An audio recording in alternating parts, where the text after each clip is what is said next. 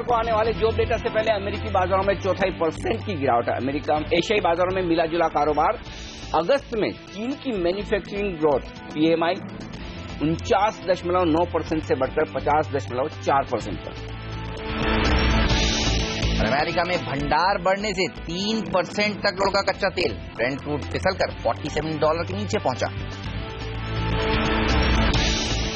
Growth की रफ्तार पड़ी धीमी। जून तिमाही में GDP ग्रोथ 7.9% से घटकर 7.1%। मैन्युफैक्चरिंग और एग्रीकल्चर ग्रोथ भी फिसली। रिलायंस इंडस्ट्रीज की 42वीं AGM आज। रिलायंस चेयरमैन मुकेश अंबानी जियो को लेकर कर सकते हैं बड़े ऐलान। टेलीकॉम सेक्टर में बड़े धमाके की उम्मीद। CCI ने बड़ी सीमेंट कंपनियों पर लगाया 6,300 करोड़ रुपए का जुर्माना। 10 कंपनियों को 60 गांठ बनाकर दाम बढ़ाने का दोषी पाया। ऑयल मार्केटिंग शेयर और एविएशन शेयरों में आज होनी चाहिए आपकी नजर। पेट्रोल करीब 3.5 तो डीजल 2.5 रुपए से ज्यादा महंगा हुआ। हालांकि ETF की कीमतें 4% घटी। एयरलाइन शेयर दौड़ेंगे। और ऑटो कंपनियों के अगस्त महीने की बिक्री के आंकड़े आएंगे आज। पैसेंजर व्हीकल्स बिक्री की ग्रोथ 10% ऊपर रहने की उम्मीद। कमर्शियल व्हीकल्स की बिक्री में रह सकता है दबाव।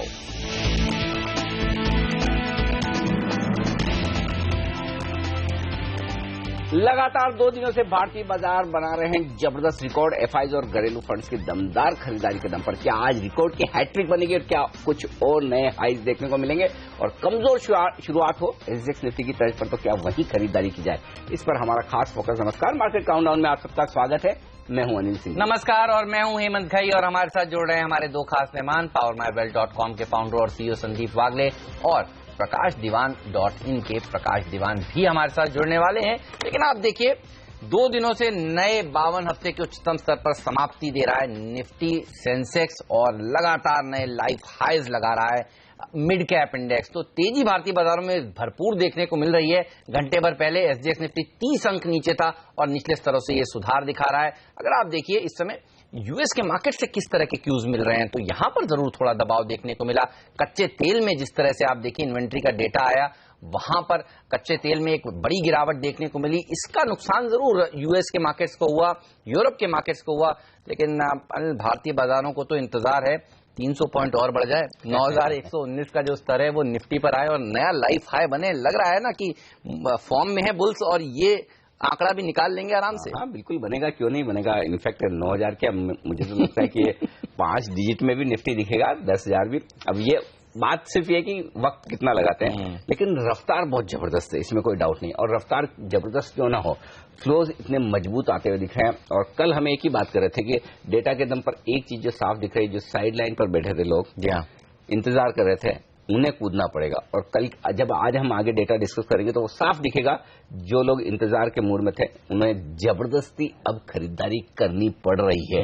लेफ्ट आउट फीलिंग, जो कहते हैं कि नहीं पार्टिसिपेट कर पाए, बस चल पड़ी, अब भाग कर पकड़ना पड़ा। DIS खासतौर पर इसका बेस्ट सटीक उदाहरण है। आप देखिए पूरे अगस्त के महीने में बेचते रहे और पिछले 2-3 ट्रेडिंग सेशन से क्या खरीदारी कर रहे हैं। और खासतौर से तब जब दोनों तरह के इन्वेस्टर्स खरीदारी करें तो माहौल यही बनता है। तो ऐसे में आज अगस्त से शुरुआत, इनफैक्ट मैं वही सोचा था हेमंत कि ये 30-40 पॉइंट नीचे जो दिख रहा है बहुत ही बढ़िया लेवल है, क्योंकि वो मेरे स्टॉप लॉस के बेहद नजदीक था। मैं सोचा था कि 8,750 के स्टॉप लॉस से आज खरीदारी करनी चाहिए निफ्टी, और उसके आसपास मिल जाए तो क्या कहना। लेकिन दिक्कत रही कि SGX निफ्टी में दिखता कुछ और है, भारतीय बाजार कमजोर खुलते नहीं है, चक्कर ये। बट एनीवे 2-3 चीजें हैं आज के लिए। पहली बात तो ये, कमजोर या सुस्त शुरुआत हो तो खरीदारी करनी चाहिए। दोनों तरह के इंस्टीट्यूशंस खरीदारी कर रहे हैं, आप भी करिए। पोजिशनल ट्रेडर हैं अगर आप, तो 8,700 को स्टॉप लॉस मानकर चलिए, अगर आप ओवरनाइट पोजीशन रख रहे हैं तो। और अगर आप इंट्राडे ट्रेडर हैं तो फिर आपके लिए 8,750 का स्टॉप लॉस होगा। या अगर आप गलती से 8,750 के आसपास खुल जाए तो वहीं खरीद ले और स्टॉप लॉस को नीचे 8,700 पर शिफ्ट कर लें। टारगेट एक तो कल का हाई 8,820 और उसके बाद 8,850, वहां पर प्रॉफिट बुकिंग भी जरूर करें। बैंक निफ्टी ज्यादा मजबूत दिख रहा है, इसमें कोई डाउट नहीं। लगातार 2 दिनों से गजब की आउट परफॉर्मेंस है। तो कल के लोज पर 19,600 पर बैंक निफ्टी में आपको स्टॉप लॉस लगाना है। 19,900 और 20,000 के राउंड फिगर की तरफ बैंक निफ्टी बढ़ता हुआ नजर आ रहा है, वहां पर आपको प्रॉफिट बुकिंग करनी है। एविएशन, ऑयल मार्केटिंग कंपनियों के शेयर, बैंक, इंफ्रा और कंस्ट्रक्शन, ये कुछ एक सेक्टर से जो मैंने चुने हैं पॉजिटिव साइड पर, और अगर कमजोरी होनी है तो कमजोरी मेटल से लीड हो सकती है, तो वहां पर थोड़ा सा सावधान रह सकते हैं। इससे पहले मैं वागले साहब से पूछूं कि आज वो निफ्टी को किस तरह से ट्रेड करेंगे। आज बड़ा इंपॉर्टेंट दिन है, रिलायंस इंडस्ट्रीज की एजीएम है, राइट, 42वीं एजीएम है, बड़ा गेम चेंजर दिन हो सकता है और सबकी नजरें रहने वाली हैं कि क्या टाइमलाइन होगी टेलीकॉम के जो फोरे की, और क्या टैरिफ प्लान आएगा। तो ये वो स्टॉक है जो बाजार का मूड बना भी सकता है, बिगाड़ भी सकता है। कल एपी शाह की रिपोर्ट आई तो हमने देखा किस तरह से निफ्टी ऊपर से नीचे आया और ये शेयर कमजोर हो रहा था, लेकिन आज ये स्टॉक के दम पर कितनी तेजी हो सकती है, इस पर क्या कॉल है, क्योंकि आरआईएल की एजीएम जो है वो घरेलू संस्थागत निवेशक तो देखते ही हैं, विदेशी संस्थागत निवेशक भी बहुत क्लोजली देखते हैं, और 1.5 लाख करोड़ का जो केपेक्स कर चुकी है, इसका आउटकम एक काफी अच्छा आ सकता है, ऐसा लोग मान रहे हैं, रिपोर्ट्स में पढ़ रहा था। बिल्कुल हेमंत, इसमें कोई डाउट नहीं है। और पहली बात तो ये कि जो कल जिस वजह से स्टॉक ऊपरी स्तरों से फिसला एपी शाह कमेटी की रिपोर्ट, एक्चुअली लोगों ने समझा नहीं, सोचा नहीं और उस पर एक्शन ले लिया।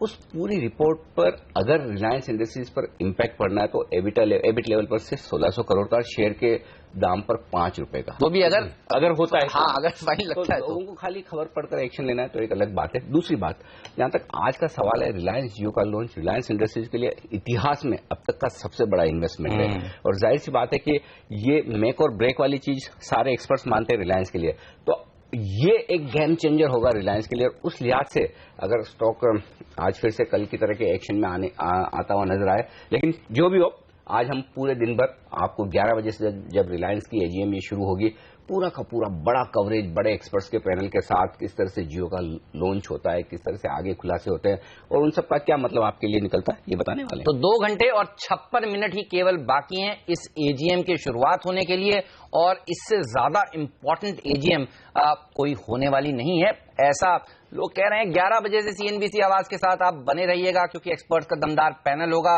और टेलीकॉम शेयरों पर भी आज रहेगी नजर। लेकिन एक स्टैंडर्ड डिस्क्लोजर भी यहां पर दे दूं, डिस्क्लेमर भी दे दूं, सीएनबीसी आवाज जो चैनल आप देख रहे हैं वो दरअसल टीवी 18 और नेटवर्क 18 चलाती है, और उसका स्वामित्व जो है वो रिलायंस इंडस्ट्रीज के पास है। रिलायंस इंडस्ट्रीज के अलावा जुबिलिएंट फूड वर्क्स की भी एजीएम आज होने वाली है। लेकिन चलिए अब एक्सपर्ट्स को जोड़ते हैं और उनसे पूछते हैं कि आज वो निफ्टी को किस तरह से ट्रेड करेंगे। बागले साहब हमारे साथ मौजूद है। Sir good morning. आप जो 2 दिनों से टारगेट देते हैं वो तो एक ही दिन में पूरे हो जाते हैं, हालांकि सुबह सुबह आप जरूर कहते हैं टारगेट इस हफ्ते के लिए। ये बताइए आज के लिए निफ्टी का क्या टारगेट है? हफ्ते का ही बताइए ताकि आज ही हासिल हो जाए, लंबा देंगे। Good morning Hemant, good morning Anil जी।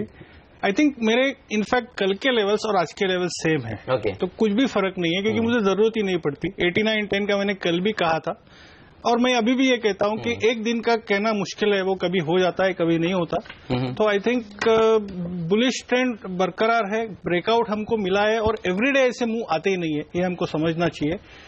निफ्टी का 89-10 का टारगेट होगा। मेरा स्टॉप लॉस अनिल जी से बिल्कुल मैच हो रहा है। उन्होंने 8750 का कैश में, मैं 8780 फ्यूचर्स में कहता हूँ, जो ऑलमोस्ट सेम है इंट्राडे के लिए। बैंक निफ्टी का मेरा रेंज होगा 19,650 टू 20,150। मुझे लगता है 20,000 के पार जाकर सस्टेन करेगा, और ये तो सिर्फ शुरुआत है, ऐसे नहीं कि यहाँ पर बेचना चाहिए। मुझे लगता है और नए नए लेवल्स दिखते जाएंगे, जो आप जो नए टॉप की बात कर रहे हैं। और जैसे अनिल जी ने कहा, कब होगा ये देखना पड़ेगा। ये नहीं कह सकते कि 4 दिन में होगा, 8 दिन में होगा, या ये एक्सपायरी में होगा। चलिए तो तेजी का ही ध्यान रखिए। देखिए इसके अलावा और कोई विकल्प नहीं है, मंदी करके पैसा नहीं बनने वाला, ये आपने देख लिया। हार्ड डिप्स में खरीदारी हो रही है भारतीय बाजारों में, और वागले साहब आपसे कह रहे हैं आज भी, और अनिल जी भी आपसे कह रहे हैं आज भी आपको तेजी का ही ध्यान रखना चाहिए। लेकिन जो तेजी का बड़ा कारण आप भी अभी शुरू में हिंट कर रहे थे, एफआईआईस के साथ साथ डीआईआईस की भी खरीदारी है। दोनों संस्थागत निवेशक जब मिलकर खरीदारी करें तो फिर तो बाजार में तेजी देखने को मिलती है। लेकिन कल का आंकड़ा हम थोड़ा सा ये भी कह सकते हैं कि एमएससीआई की खरीदारी की वजह से एफआईआईएस का बेहतर दिख रहा है, लेकिन वो खरीदारी भी हुई तो है भारतीय बाजारों में ही है। वो खरीदारी अपनी जगह है, उसमें कोई डाउट नहीं, लेकिन एमएससीआई की रीबैलेंसिंग की वजह से 2800-2900 करोड़ के इंडेक्स फ्यूचर खरीदने की क्या जरूरत है? हाँ, बिल्कुल सही। इसका मतलब क्लियर कट बात क्या है कि अच्छा 2 दिनों में देखिए, कल और परसों 2 दिनों में मिला के 5,000 करोड़ के इंडेक्स फ्यूचर्स खरीदे। ये छोटा अमाउंट नहीं है, बहुत बड़ा अमाउंट है। कभी कभी 5,000 करोड़ के इंडेक्स फ्यूचर्स देखने के लिए पूरी सीरीज निकल जाती है। सही बात। यहाँ 2 दिनों में आपको मिल गया, तो इसका मतलब क्लियर कट है कि एफआईआईएस को इन लेवल्स पर शॉर्ट नहीं रहना है। उन्हें दिख रहा है बाजार का मोमेंटम बड़ा स्ट्रांग है, और मंदी करना होगा तो फिर देखेंगे कहां संकेत आता है। तो अभी जब आपको ब्रेकआउट मिल रहा है, संकेत तेजी के हैं, तो फिर मंदी की पोजीशन काटने में समझदारी, और इनफैक्ट मंदी की पोजीशन ही नहीं कट रही, फ्रेश तेजी की पोजीशन भी एफआईज बना रहे हैं दोनों में, निफ्टी में भी और इंडेक्स फ्यूचर्स में। दूसरी बात जो बड़ी जबरदस्त दिख रही मुझे, दोनों दिन लगातार ऐसा हुआ है कि एफआईएस की तरफ से और डीआईएस की तरफ से खरीदारी का आंकड़ा है। उससे पहले का एक दिन देख लें जहां एकदम न्यूट्रल था, 30 करोड़ की सेलिंग थी बिल्कुल डोमेस्टिक फंड की, लेकिन होड़ है दोनों में कि कौन ज्यादा खरीदारी करता है। अब जो आपने एमएससीआई इंडेक्स की रिबैलेंसिंग की बात की, चलिए एफआईएस ने 850 करोड़ की जो खरीदारी की उसमें थोड़ा आंकड़ा वो है, तो उस आंकड़े को अगर आप 850 करोड़ की खरीदारी डोमेस्टिक फंड की मिलाकर देखें, इसका मतलब क्या है, डोमेस्टिक फंड और ज्यादा खरीद रहे हैं। बिल्कुल, अब उनमें होड़ लगी कि हम एफआईएस से ज्यादा खरीद कर दिखाएं, तो ये आंकड़े इतने जबरदस्त है। तीसरा बड़ा आंकड़ा बताता हूं, कल हम ये कह रहे थे कि थोड़ा सा स्टॉक फ्यूचर्स में एफआईएस ने बिकवाली किया है, सावधान रहिए, लेकिन कल तो स्टॉक फ्यूचर्स में भी खरीदारी का आंकड़ा आ गया। अच्छा, ऑप्शंस भी ऐसा नहीं कि बहुत हेजिंग के लिहाज से बड़ी खरीदारी कर रहे हैं। तो मैं ये कह रहा हूं कि पिछले 3 सेशन से लगातार ऐसे आंकड़े बहुत कम देखने को मिलते हैं जो आपको बड़ा कॉन्फिडेंस दे और बड़ी मजबूती दे, और इसी आंकड़े के दम पर मैं ये कहता हूं कि अगर कमजोर शुरुआत होगी तो नीचे इस तरफ से रिकवरी आने की संभावना पूरी बनती है। शॉर्ट कवरिंग भी होगी और फ्रेश खरीदारी भी। बिल्कुल, तो शॉर्ट कवरिंग भी होगी, फ्रेश खरीदारी भी। आपको केवल और केवल तेजी का ध्यान रखना है। इतनी बड़ी तेजी के बाद सब ये देखना चाहते हैं कि पुट कॉल रेशियो कहां पहुंचा है। अनिल से पूछेंगे कि वो कंफर्टेबल जोन में है ना, लेकिन पहले जान लेते हैं आज कौन सा ट्रेड आपको लेना चाहिए, कौन सा शेयर आपको खरीदना चाहिए जिससे हो आपको फायदा। संदीप जी बताइए, 3 बाय आइडियाज हैं, 1 सेल, लेकिन इन तीनों में एक शेयर जो आपको सबसे अच्छा लगता है आज के लिए। हेमंत, मैं अमरा राजा के साथ जाना चाहूंगा। अमरा राजा बैटरीज ने कल क्लियर प्राइस और वॉल्यूम ब्रेकआउट दिए हैं और उसके साथ मोमेंटम इंडिकेटर से मुझे 2 या 3 दिन में अच्छी खासी 7-8% की मूव लगती है। मेरा 939 का स्टॉप लॉस होगा and I would play for a target of 1002। अगस्त के वैसे आज जब ऑटो सेल्स की बिक्री के जो आंकड़े आने वाले हैं वो बहुत जबरदस्त आने वाले हैं और ऑटो एंसिलरी शेयर आज फोकस में रहेंगे भी। तो अमर राजा बैटरीज हमारे एक्सपर्ट को पसंद है, बाकी के स्टॉक्स उनसे पूछेंगे कौन से अच्छे लगते हैं। लेकिन ये बताइए, पुट कॉल रेशियो जो से आप क्लोजली ट्रैक करते हैं, घबराने की बात तो नहीं? बिल्कुल भी नहीं है। 1.09 बढ़कर जरूर आया 3 बेसिस पॉइंट से, लेकिन ऐसा कोई संकेत अभी नहीं है जो कि अलार्मिंग सिचुएशन बताए। और उसकी वजह ये देखिए, कल के सेशन में क्या हुआ है, हम सब रिकॉर्ड्स की बात कर रहे हैं, सारे रिकॉर्ड्स बने, सेंसेक्स, निफ्टी, बैंक निफ्टी ने बनाया, लेकिन मार्केट बेट्स बढ़ने और गिरने वाले शेयर की तादाद पर नजर डालें, गिरने वाले शेयर ज्यादा थे। इसका मतलब यह है कि जहां करेक्शन दिखाना है वहां बाजार दिखा रहा है, और ये बाजार की सेहत के लिए अच्छा है कि यूफोरिया ना बने, जहां करेक्शन की जरूरत है उन शेयरों में करेक्शन भी आए।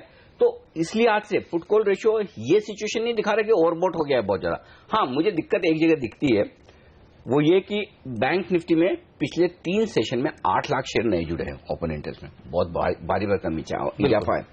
निफ्टी में पिछले 2 सेशन में लगभग 52 लाख शेयर नए जुड़े हैं। तो अब जिन लोगों ने हायर लेवल पर निफ्टी या बैंक निफ्टी में तेजी की पोजीशन बनाई है, वो अगर छोटा सा करेक्शन आता है और उस करेक्शन में बाजार अगर पहला अहम सपोर्ट तोड़ता है तो उनकी तरफ से थोड़ा सेलिंग प्रेशर आ सकता है, जो कि बैंक निफ्टी के केस में मैं 19,600 मान रहा हूं और निफ्टी के केस में 8,750 मान रहा हूं। तो जब तक ये न टूटे तब तक तो मुझे नहीं लगता कि जिन लोगों ने कल तेजी की पोजीशन बनाई है वो छोड़ेंगे। लेकिन हाँ, उनके नीचे जाने के बाद आपको आधा % का करेक्शन निफ्टी और बैंक निफ्टी में मिल सकता है। ये वायदा कारोबार का पहला संकेत है।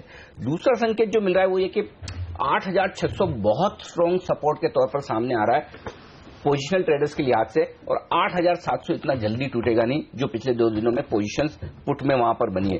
कॉल्स राइटिंग अब जो भी हो रही है 9,000 या उसके पार 9,100 पर हो रही है, तो किसी को 8,900 या 8,800 का कॉल बेचना नहीं है। तो मंदी करने वाले ट्रेडर्स अब फ्रेश मंदी नहीं कर रहे हैं, ये एक अच्छा संकेत है। बजाय इसके फ्रेश मंदी करने के वो ये सोच रहे हैं कि निचले स्तरों पर किस तरह से खरीदारी की जाए। तो ओवरऑल बाजार का सेटअप परफेक्ट है, और अगर बाजार में किसी भी वजह से कोई भी कमजोरी आती है तो आपको शॉर्ट कवरिंग भी आती हुई दिखेगी, नई खरीदारी भी आती हुई दिखेगी। तो जब तक डेटा मजबूत है और इन डेटा में कोई बदलाव ना हो, और जैसा हम यही कहते हैं कि जब तेजी का या मंदी का एक साइड का मार्केट हो तो बेहतर यही आप अपना स्टॉप लॉस डिफाइन कर लें और अपनी पोजीशन को होल्ड करें, बजाय इसके कि छोटे छोटे मुनाफे में लेकर भागने के बड़े मुनाफे पर फोकस करें। और जब तक 8,700 और 8,750 न टूटे पोजिशनल ट्रेडर्स के लिए और इंट्राडे ट्रेडर्स के लिए, तब तक बिल्कुल न घबराएं, खरीदारी के मूड में रहें। चिंता मत करिए, बिल्कुल मत घबराइए। अनिल, आप लोग सोच रहे होंगे इतनी तेजी की बात ये लोग कर रहे हैं, लेकिन एसजीएक्स निफ्टी नीचे क्यों है? आपको बता दूं, एसजीएक्स निफ्टी नीचे इसलिए क्योंकि Q1 के जो जीडीपी के आंकड़े आए वो 7.1% के आसपास आए, एक्सपेक्टेशन थी 7.5% के आने की।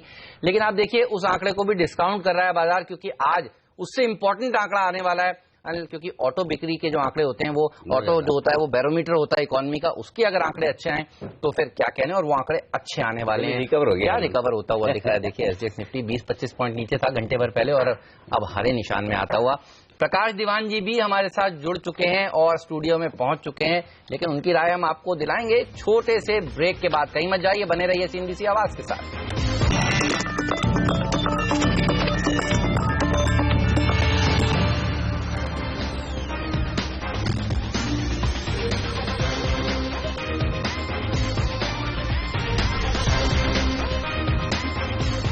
स्वागत है आप सभी का सीएनबीसी आवाज पर। ये थी वो देखिए एक्सपर्ट्स की दमदार स्ट्रैटेजी, और वो कह रहे हैं तीसरे दिन लगातार हमारे पांचों के पांचों एक्सपर्ट कह रहे हैं कि तेजी करिए। बिल्कुल, तो बुलिश है। और 8,700 और 8,750 दो बेहद अहम सपोर्ट लेवल है इन पांचों की राय के मुताबिक। 8,850 से लेकर 8,900 की तरफ बढ़ेगा निफ्टी, ये राय हमारे पांचों एक्सपर्ट की। लेकिन आज बाजार की नजर रहने वाली है रिलायंस इंडस्ट्रीज के एजीएम पर, जहां उम्मीद की जा रही है कि एजीएम में रिलायंस जियो को लेकर बड़े ऐलान किए जा सकते हैं। माना जा रहा है कि इस ऐलान से टेलीकॉम सेक्टर की पूरी तस्वीर बदल सकती है।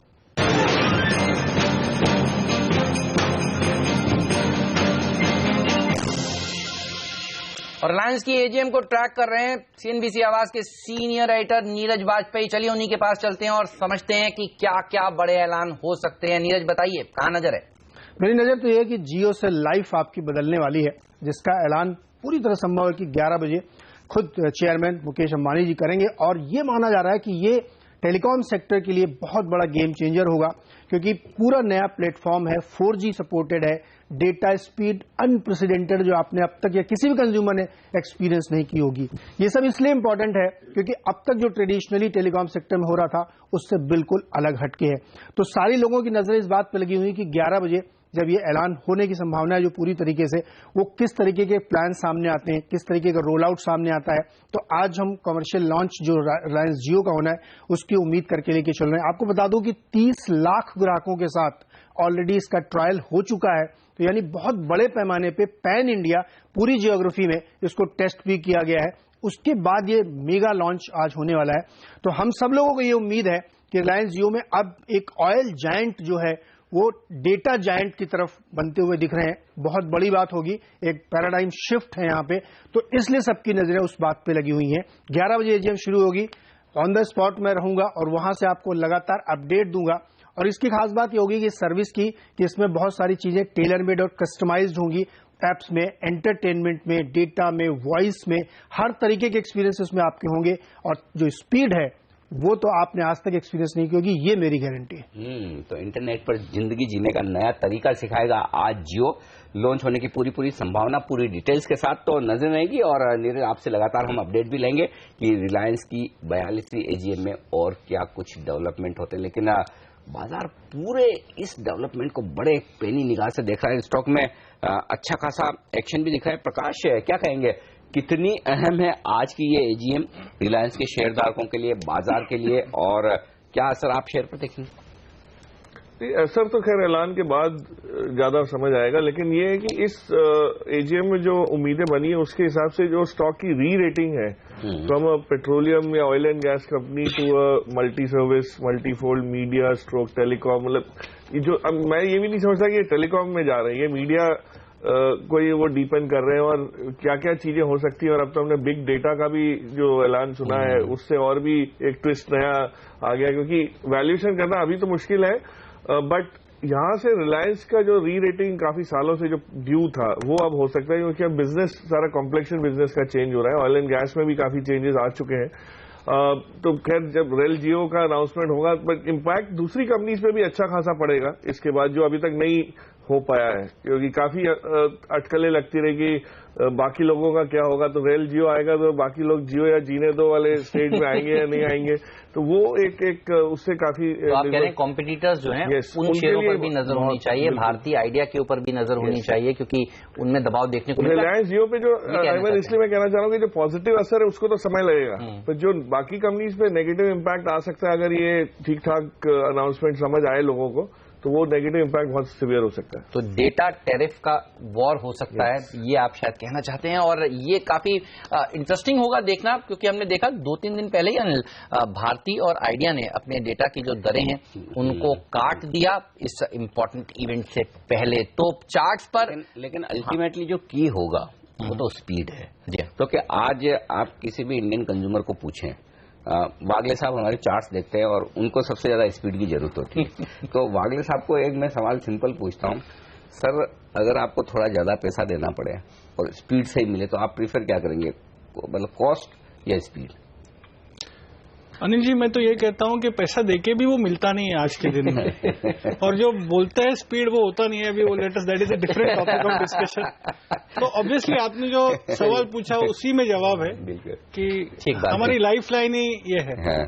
चलिए, तो रखिएगा नजर। आज रिलायंस इंडस्ट्रीज के साथ साथ हमारे एक्सपर्ट्स कह रहे हैं दूसरी टेलीकॉम कंपनी पर भी, भारतीय, आइडिया, टाटा कम्युनिकेशन, आरकॉम के ऊपर नजर रहेगी साफ तौर पर। एक यहाँ पर स्टैंडर्ड डिस्क्लोजर भी देना चाहूंगा ब्रेक में जाने से पहले। सीएनबीसी आवाज जो चैनल आप देख रहे हैं वो दरअसल टीवी 18 और नेटवर्क 18 चलाते हैं और उनका स्वामित्व रिलायंस इंडस्ट्रीज के पास है। लेंगे ब्रेक के बाद आपको बताएंगे कौन से वो टॉप 5 स्टॉक्स हैं टेलीकॉम सेक्टर के अलावा जहां पर होनी चाहिए आपकी नजर।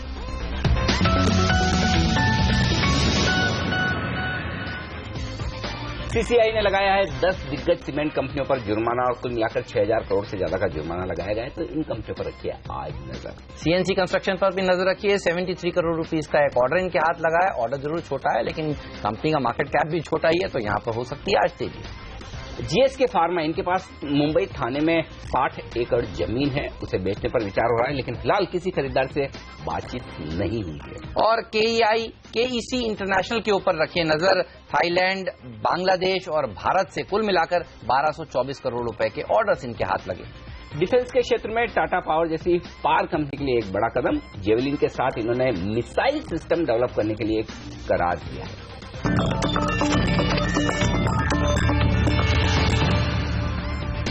एक्सपर्ट हमारे साथ जुड़ रहे हैं इस वक्त। संदीप वागले साहब और प्रकाश दीवान जी तो हैं ही, और अब कार्यक्रम में हमारे साथ शामिल हो रहे हैं वायदा कारोबार की रणनीति देने के लिए अल्टामाउंट कैपिटल के क्रिस सुब्रमण्यम साहब भी। तो पहले उनसे एक राय निफ्टी पर और बैंक निफ्टी पर ले ली जाए। सुब्रमण्यम साहब, क्या कह रहे हैं, वायदा कारोबार के डेटा खरीदेंगे आप अगर आज कमजोर शुरुआत हो जाए तो?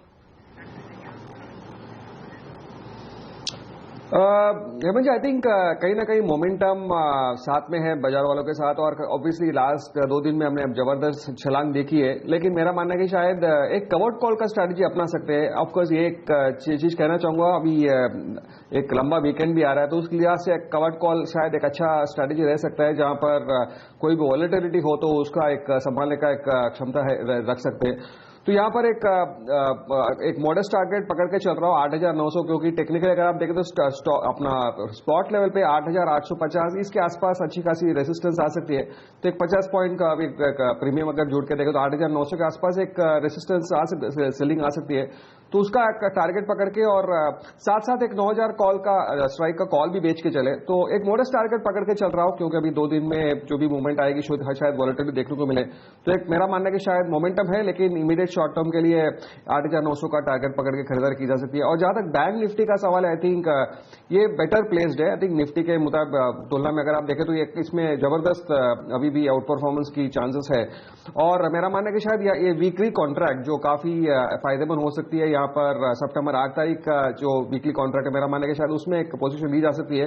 एक बुल स्प्रेड का सहारा ले सकते हैं, जहां पर 19,700 का कॉल जो कल 180 के आसपास बंद हुआ था उसका खरीदारी करें। साथ साथ 20,000 का कॉल जो 56 के आसपास बंद हुआ उसका इक्वली करें। तो नेट कॉस्ट 124 के आसपास आ रहा है, तो एक 225 का टारगेट पकड़ कर चल सकते हैं और स्टॉप लॉस 60। मेरा मानना है कि शायद मोमेंटम बैंक निफ्टी में ज्यादा है और शायद यहां पर एक अच्छी खासी एक ट्रेड बन सकती है। ओके, चलिए, तो बैंक निफ्टी में ज्यादा तेजी बन सकती है और आप देखिए कल भी बैंक निफ्टी ने बाजार को भी आउट परफॉर्म किया था। प्रकाश दीवान जी, आपसे मैं समझना चाहता हूं, ऑटो पसंद है आपको या ऑटो एंसिलरी पसंद है? क्या आप देखिए आज बिक्री के आंकड़े आएंगे अगस्त के और एक्सपेक्टेशंस ये कि जबरदस्त आंकड़े आ सकते हैं। Bajaj auto, Eicher, hero MotoCorp fresh Heights पर है, टाटा मोटर्स का डीवीआर 52 हफ्ते के उच्चतम स्तर पर है। ऑटो में तो क्या जबरदस्त तेजी देखने को मिल रही है। आपको क्या पसंद है और आपकी क्या उम्मीदें, कैसे रह सकते हैं नंबर्स? ऑटो सेल्स नंबर्स की अगर आप बात करें तो मेरे हिसाब से बहुत खास इसमें ग्रोथ नहीं आएगा इनफैक्ट कंपेयर टू अगस्त। ईयर ऑन ईयर अभी भी अच्छे खासे नंबर्स दिख रहे हैं, क्योंकि जैसे मारुति के नए लॉन्चेस की वजह से ब्रेजा और एस-क्रॉस की बिक्री अभी भी अच्छी खासी चल रही है। तो हो सकता है थोड़ी बहुत वीकनेस आई, क्योंकि बहुत ज्यादा एक्सपेक्टेशन हो चुकी है इन कई स्टॉक्स में। दूसरा, इवन ट्रैक्टर में मुझे जहां तक मेरी समझ आई है, चैनल चेक्स की जो हम बात करते आए हैं उसके हिसाब से स्कॉच और महिंद्रा दोनों में थोड़ी बहुत गिरावट पिछले महीने के हिसाब से आ सकती है।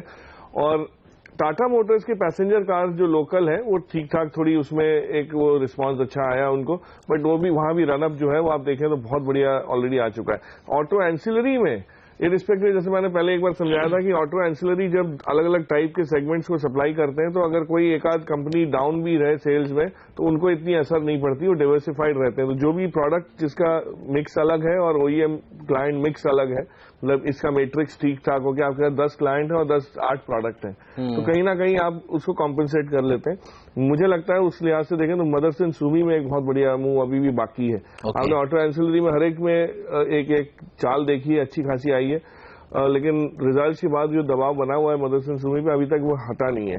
तो जैसे ही वो हटेगा तो आपको वहां पे एक बहुत बढ़िया एक कैचअप प्ले दिख सकता है।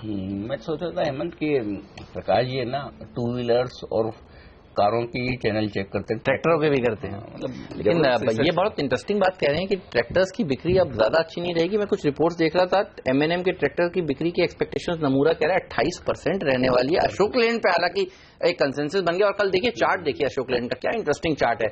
लोग शॉर्ट कर गए हैं और यही मान रहे हैं कि कमर्शियल व्हीकल की बिक्री के आंकड़े अच्छे नहीं आने वाले। देखिए ये शेयर आखिरी में गिरता हुआ नजर दूसरा एक रीजन और भी है, बहुत सारे लोग ये भी मान रहे हैं कि हिंदुजा फाउंड्री जो इसी ग्रुप की मर्ज हो सकता है, जो लॉस मेकिंग कंपनी है अशोक लेलैंड के साथ मर्ज हो सकती है, इस तरह की खबरें चल रही है। तो उस चक्कर में भी लोगों को लगा कि अशोक लेलैंड को शॉर्ट करना चाहिए। बट ट्रैक्टर सेल्स की जो मैंने बात की वो मैं अगस्त के आंकड़ों की बात कर रहा हूँ। इंप्रूवमेंट आएगा तो थोड़ा सा लेट, अब ये अच्छे मानसून की वजह से अब लोग अब इंप्रूव होगा। तो जो अगस्त में जो एक्सपेक्टेशन बनी हुई है और जिस टाइप के हमने प्राइस इंप्रूवमेंट देखी है कि मारुति ऑल टाइम हाई पे, ज्यादातर सब ऑल टाइम हाईज पे हैं, वहां थोड़ा सा एक रैशनलाइजेशन थोड़ा सा आ सकता है आज के नंबर्स के साथ। मैं हीरो मोटो के एक चार्ट चेक लेना चाहता हूं सर, कैसा लगता है ये स्टॉक, क्योंकि सबसे ज्यादा उम्मीदें तो इसी से बंधी हुई हैं। आप देखिए कल करीब 2% ऊपर जाकर बंद हुआ। नमूरा कहता है कि 5.8 लाख यूनिट्स ये बेचेगा, 21% ज्यादा यूनिट्स, और इसी को लेकर यहां पर पोजीशंस भी काफी सारी बनी हुई हैं। अब थोड़े से कॉशियस हैं, प्रकाश दीवान जी कह रहे हैं कि एक्सपेक्टेशंस हाई हैं, अगर ये नंबर भी आता है तो चलेगा, या फिर अगर इससे कम आया तो थोड़ा डिसअपॉइंटिंग हो सकता है। खबरें अलग रखिए और आप अपना चार्ट देखकर बताइए आपको ये शेयर कैसा लगता है। हेमंत, इनफैक्ट मुझे हीरो मोटो, बजाज ऑटो और टीवीएस ये तीनों अच्छे लगते हैं। और क्लियर डेली और वीकली चार्ट्स में ब्रेकआउट डे, हाँ एक 3-4% करेक्टिव मूव आए तो लेंगे तो बेटर है, ऐसा मोमेंटम नहीं कि वन वे चला जाएगा। हीरो मोटो अभी 3541 है, आपको 3500 3480 ये रेंज में मिल जाता है। मुझे लगता है ये 3800 3900 की तरफ की मूव है जो अगले कुछ दिनों में या हफ्तों में आ सकती है। एक्चुअली मैंने देखा है हीरो मोटोकॉर्प में हेमंत, जब भी मोतीलाल ओसवाल की कॉन्फ्रेंस चलती हो ना, ये स्टॉक चलना शुरू हो जाता है क्योंकि ये उनका फेवरेट स्टॉक रहा है काफी, रामदेव जी का। रामदेव जी का। इनफैक्ट टीवीएस मोटर्स में मुझे लग रहा है कि 17-18% की साल दर साल ग्रोथ आ सकती है। आज इसके भी जब आंकड़े 11% नमूरा मान रहा है कि बढ़ेगी सेल्स, 2.5 लाख यूनिट ये बेचेंगे, बेहतर आनी चाहिए। इसमें BMW के साथ जो इनकी बाइक लॉन्च होनी उसका भी ऐलान आ गया कि वो लास्ट क्वार्टर में लॉन्च होगा, तो उससे पहले लोग डिस्काउंट करने लगेंगे। ये आज टू व्हीलर्स पे नजर रखिए, और टू व्हीलर्स के लिए तो सितंबर का महीना भी दमदार रहेगा क्योंकि तमाम सरकारी कर्मचारियों को बड़ा पैसा मिल रहा है और वो पैसा टू व्हीलर्स की खरीदारी में भी काफी कुछ जाएगा, ऐसा हम मानकर चलें। तो ये एक एक्शन वाली स्पेस आज के लिए। लेकिन एक और स्पेस एक्शन वाली थोड़ी नेगेटिव साइड पर, वो है सीमेंट कंपनियों के लिए। 6200-300 करोड़ की कुल मिलाकर 10 कंपनियों पर लगाई है पेनल्टी सीसीआई ने। मामला पुराना है, काफी लंबे समय से चल रहा है, और जाहिर सी बात है कि सीमेंट कंपनियां ऐसे तो मानने वाली है नहीं, वो जाएंगी भी और सुप्रीम कोर्ट में अपील करेगी। हाई कोर्ट में पहले जाएंगी, अभी तो हाई कोर्ट है, फिर सुप्रीम कोर्ट। 2013 का उन्होंने ये ऑर्डर दिया था, उस ऑर्डर को उसके बाद अपीलेट ट्रिब्यूनल ने कहा रिव्यू करिए। अब सीसीआई 2013 के ऑर्डर को रिव्यू करते करते अब जाकर रिव्यू किया है। एक्चुअली मैं बताऊं, होना तो ये चाहिए, हाल ही में जो भाव बढ़े हैं सीमेंट के उस पर सीसीआई को देखना चाहिए। इतने भाव अचानक से, मतलब जो सीमेंट के भाव बढ़े तो ठीक है, अभी तो 2013 के मामले में ही लगे, लेकिन फिर इस लिहाज से प्रकाश आप क्या कहेंगे, ये शेयर गिरने चाहिए, और अगर गिरे तो क्या तुरंत खरीदने चाहिए? बड़ा सवाल तो ये। Yes, I think it's an opportunity. अगर कोई सेंटिमेंटल वीकनेस आती है, क्योंकि फंडामेंटल आगे चल के तो चेंज नहीं होने वाले, और इसमें इम्पैक्ट अगर आप देखें तो मार्केट कैप पे जो बड़ी कंपनीज है उनपे थोड़ा बहुत 1100-1200 करोड़ का जो पेनल्टी है वो भी चैलेंज होगी, डिस्प्यूट रहेगा। जाते पैसे देते देते तो इनकी बैलेंस शीट तब तक बढ़ भी गई होगी। तो मेरे हिसाब से कोई वो नहीं होगा, और काफी कंपनी है जिन पे कोई इस टाइप का ऑर्डर है नहीं। तो मतलब ये तो है नहीं कि सारी सीमेंट क्षेत्र की कंपनीज पे लग गया है। सही बात है। सिर्फ 8-7-8 कंपनी, केवल 10 लिस्टेड कंपनी है। हाँ, तो इससे कई अच्छी कंपनी, जैसे प्रिज्म सीमेंट की 1-2 बार हमने भी बात की कि आरएमसी प्ले उसका बहुत स्ट्रांग है। सीमेंट बैग में कम बिकना, आरएमसी में बिकना, मतलब आपका एक कन्वर्जन बहुत जल्दी होता है, वैल्यू एडिशन उसमें बहुत हाई है।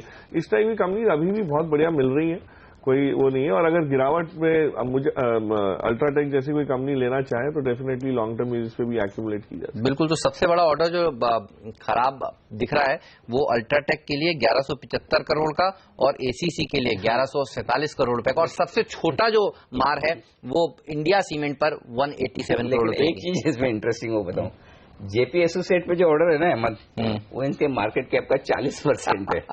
साइज में छोटा है, लेकिन इनके मार्केट कैप के लिहाज से अगर लिए लग जाए तो जेपी एसोसिएट का क्या हाल हो सकता है आप समझ सकते हैं। हालांकि वो अलग बात है कि अपने ज्यादातर सीमेंट प्लांट ऑलरेडी अब बेच भी चुके हैं, लेकिन पुरानी लाइबिलिटी पता नहीं चुकानी पड़ जाए अगर ये फाइनल, लेकिन बहुत वक्त है, घबराइए मत, आज मत घबराइएगा।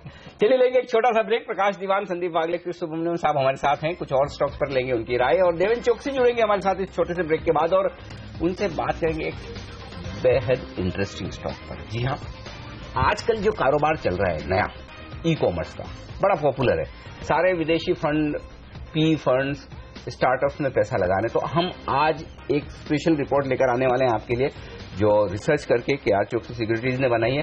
कौन सा है वो स्टॉक, क्या है रिसर्च, और क्यों वो स्टॉक आपको अपने पोर्टफोलियो में रखना चाहिए, इन सब पर बातचीत करेंगे देवेन भाई से। और चूंकि वो तो ऑयल एंड गैस स्पेस के भी बड़े एक्सपर्ट हैं, तो रिलायंस की आज की एजीएम पर भी उनसे होगी बातचीत इस ब्रेक के बाद। स्वागत है आप सभी का CNBC आवाज पर। आप देख रहे हैं मार्केट काउंटडाउन, और एक सेक्टर जिस पर आपकी नजर आज होनी चाहिए साफ तौर पर वो है ऑटो सेक्टर। नंबर्स आने वाले हम आपको बार बार बता रहे हैं, लेकिन नतीजों से पहले देखिए ब्रोकरेज हाउसेज मारुति के ऊपर किस तरह से बुलिश हो रहे हैं। 2 दिन पहले CLSA ने 5850 का लक्ष्य बताया था, और नियति अब आपको बताएंगी इससे एग्रेसिव लक्ष्य किसका है स्ट्रीट पर। नियति बताइए, 6000 के लक्ष्य आ रहे हैं क्या? जी हाँ, क्रेडिट स्विस आज 6000 का लक्ष्य दे रहा है, और आउट परफॉर्म की रेटिंग अपनी इन्होंने मेंटेन की। इनफैक्ट ये अपना लक्ष्य बढ़ा रहे हैं।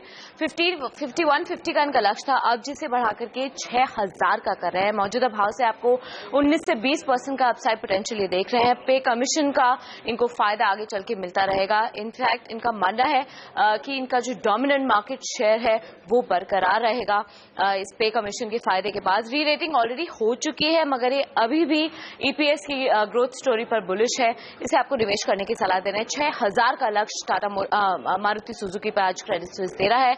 वहीं टाटा मोटर्स पे मॉर्गन स्टैनले आज ओवरवेट का कॉल दे रहा है। टारगेट प्राइस इनका 585 का है, जो कि 9 से 10% की अपसाइड पोटेंशियल दे रहा है। JLR चाइना में मोमेंटम गेन कर रहा है, और आगे चल के इसका स्ट्रांग डिमांड पॉजिटिव होगा JLR के मार्जिन के लिए। निवेश करके चलिए आपको 585 का लक्ष्य टाटा मोटर्स भी दिखा सकते हैं। और जी कल हमने आपको बताया कि फाइनली वो डील हो चुकी है। सोनी 10 स्पोर्ट्स को खरीदा है। ब्रोकरेजेस बेहद बुलिश हैं, ये बहुत बड़ा पॉजिटिव है इस कंपनी के लिए। JP मॉर्गन का सबसे कम लक्ष्य है, हालांकि वो ओवरवेट का ही है। 550 का इनका लक्ष्य है, मगर सबसे ज्यादा बुलिश CLSA इस पे दिख रहा है। निवेश करने की सलाह दे रहे हैं। टारगेट प्राइस इन्होंने 545 से बढ़ा के 645 का कर दिया है, जो कि मौजूदा भाव से 19% का अपसाइड दे रहा है। CLSA का दमदार लक्ष्य। तो ये तमाम स्टॉक्स है जिन पर आज होगा एक्शन। शुक्रिया नीति, ये पूरी रिपोर्ट हम तक पहुंचाने के लिए। चलिए आगे बढ़ते हैं और फोकस करते हैं एक ऐसी कंपनी पर जो आपको पोर्टफोलियो में अच्छा निवेश का मौका दे सकती है। हमारे साथ जुड़ रहे हैं KR चौकसी सिक्योरिटीज के देवेन चौकसी साहब। देवेन भाई, स्वागत है आपका CNBC आवाज पर। ई कॉमर्स स्पेस की एक कंपनी आपने पसंद की है, रिपोर्ट निकाली है, इन्फीबीम। बताइए पहले तो क्या रैशनल है, क्या वजह है आपको ये स्टॉक पसंद है?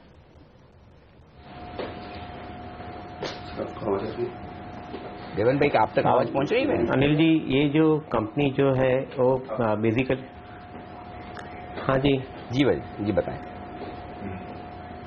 I am getting your voice. Okay, Infibeam जो कंपनी है वो बेसिकली ई कॉमर्स सेगमेंट को एड्रेस करती है। जो इंडिया का रिटेल सेगमेंट है वो इंडिया के रिटेल सेगमेंट के अंदर जैसे जैसे डिजिटलाइजेशन मूव बढ़ते जा रहा है वहाँ पे आई थिंक ई कॉमर्स के जो अपॉर्चुनिटी है वो बढ़ती जा रही है। जो रिटेलर्स आज की तारीख में ब्रिक एंड मॉर्टर मॉडल के ऊपर काम कर रहे हैं उनका कारोबार काफ़ी हद तक इंटरनेट के हिसाब माध्यम से आगे बढ़ रहा है। तो to a greater extent I think जो आगे का मार्केट है करीबन हम ऐसा समझते हैं कि इंडिया का टोटल मार्केट जो रिटेल करीबन $46 बिलियन का जो मार्केट है वो 2020 तक $150 बिलियन तक का मार्केट हो सकता है at the rate of 26% growth. और जो ईटेल का मार्केट है वो करीबन 44% CAGR ग्रोथ रेट से आगे बढ़ के करीबन $46 बिलियन का हो सकता है from current $7 billion. So I think Infibeam would have a significant amount of opportunity in this particular growth momentum which is happening in the economy. ज़्यादातर मोबाइल टेलीफोन का पेनिट्रेशन होना, ब्रॉडबैंड का आई थिंक इंक्लूजन होना, वो सब चीज Infibeam के लिए काफ़ी हद तक आई थिंक बेनिफिट पुरवार हो सकती है। Because of this, I think the commercial activity increases. Infibeam, which is powering the e-commerce ventures of the retailers or the suppliers or the merchants, उनके लिए ये कारोबार काफ़ी हद तक आगे के समय के अंदर बढ़ सकता है। सो मेरा ऐसा मानना है कि एक इमर्जिंग सेक्टर है, काफ़ी हद तक ग्रोथ की बड़ी पोटेंशियल लगता है और कंपनी ने जो बिजनेस मॉडल बनाया है वो बिजनेस मॉडल के ऊपर काफ़ी हद तक आई थिंक ध्यान देना चाहिए। इनफैक्ट उसके ऊपर मैं थोड़ा ज़्यादा भार रखूंगा कि ज़्यादातर मार्केट प्लेस के अंदर जो .com कंपनीज है, जो लोग ई कॉमर्स सेगमेंट में है, वो कैश गजलर्स कंपनी है, वो ज़्यादातर अपने फंड्स एसेट बिल्डअप करने में लगाते हैं। इन्फीबीम जैसी कंपनी एक कंपनी ऐसी है कि वहाँ पे इंफ्रास्ट्रक्चर कॉस्ट मिनिमम रहती है और वो डिस्ट्रीब्यूटेड मार्केट प्लेस ऑफर करते हैं, विच मीन्स कि they can offer the e commerce portal to one and every retailer, and as a result of which I think they don't have to incur significant amount of capex money. On the contrary, they generate cash. When other retailers are losing cash, Infibeam is generating cash. जैसे हमने last quarter के result में भी देखा। तो मैं ऐसा समझता हूँ कि I think it is coming as a bigger advantage as a business model of Infibeam, which is a very unique business model in the global market. Okay, चलिए, तो ये वो स्टॉक है जो अच्छा रिटर्न दे सकता है, देवेंद्र भाई मानते हैं, यहां पर आपकी नजर होनी चाहिए। लेकिन आज बाजार की नजर RIL की 42वीं AGM पर है, आपकी क्या एक्सपेक्टेशंस हैं टेलीकॉम कारोबार को लेकर खास तौर पर?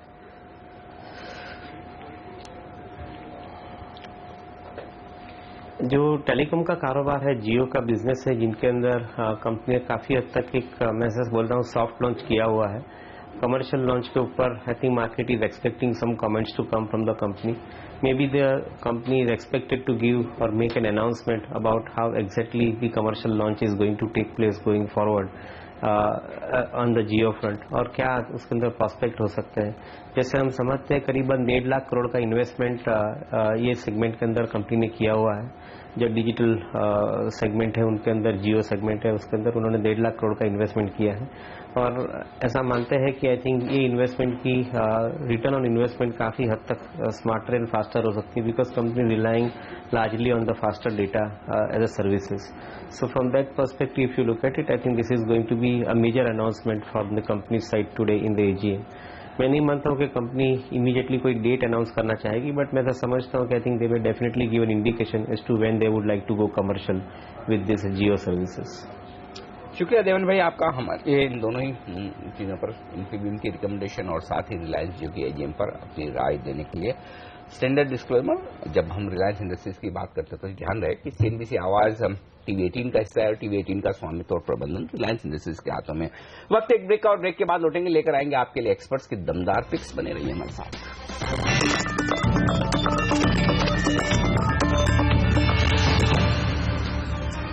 स्वागत है आप सभी का CNBC आवाज पर। संदीप वागले साहब, प्रकाश दीवान जी हमारे साथ मुंबई के स्टूडियो में मौजूद हैं, क्रिस सुब्रमण्यम भी हमारे साथ हैं और अब रजत बोस भी जुड़ चुके हैं कोलकाता से। रजत, अच्छी तेजी भारतीय बाजारों में देखने को मिल रही है। 2 दिनों से लगातार 52 हफ्तों के उच्चतम स्तर पर समाप्त कर रहा है बाजार, निफ्टी और सेंसेक्स। क्या व्यू बन रहा है, और तेजी बढ़ेगी आगे?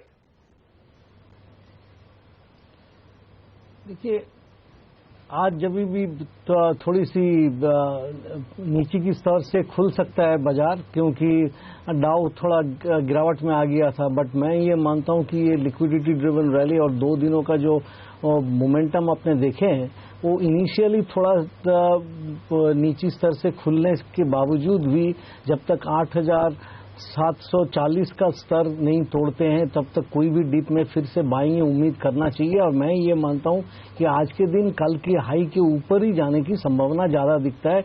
मैं ये मानता हूं कि 8,845 से 8,858 का जो टारगेट रेंज है वो टारगेट रेंज आज कोई भी टाइम पे हासिल होने की पूरी संभावना है। और मैं इसीलिए 8,740 के नीचे स्टॉप लगा के निफ्टी खरीदने की सलाह दे रहा हूं। मुझको लगता है कि निफ्टी आज के दिन ऊपर जाएगा। आज बाजार में हो सकता है कि ऊपर में एक शॉर्ट टर्म टॉप बन के थोड़ी सी प्रॉफिट टेकिंग आए, लेकिन उसके पहले एक बार ऊपर तो जाएगा। थोड़ी प्रॉफिट बुकिंग पहले ऊपर आए और हर रोज बिल्कुल वन साइड बढ़ेगा नहीं, कल की तरह अच्छा मूव हो, थोड़ा ऊपर खुले, प्रॉफिट बुकिंग है, नीचे आए, दोनों तरफ के ट्रेडर्स को मौका मिले, ऐसा ही होना चाहिए बाजार। तो ये राय है रजत की इस वक्त। तो लेंगे एक छोटा सा ब्रेक और ब्रेक के बाद जब लौटेंगे हम लेकर आएंगे आपके लिए बाजार का भरपूर एक्शन, बताएंगे आपको कैसी होगी भारतीय बाजारों की शुरुआत। प्री ओपनिंग सेशन में क्या एसजीएक्स निफ्टी की तर्ज पर सुस्त शुरुआत होगी या फिर खुलेंगे मजबूत, बताएंगे आपको रुपए की ओपनिंग भी, स्टॉक 2020 का अपडेट और 9-15 के बाद ट्रेडिंग के धुआंधार मौके लगातार आपके लिए। इस छोटे से ब्रेक के बाद जुड़ेगा हमारे साथ पहला सौदा में।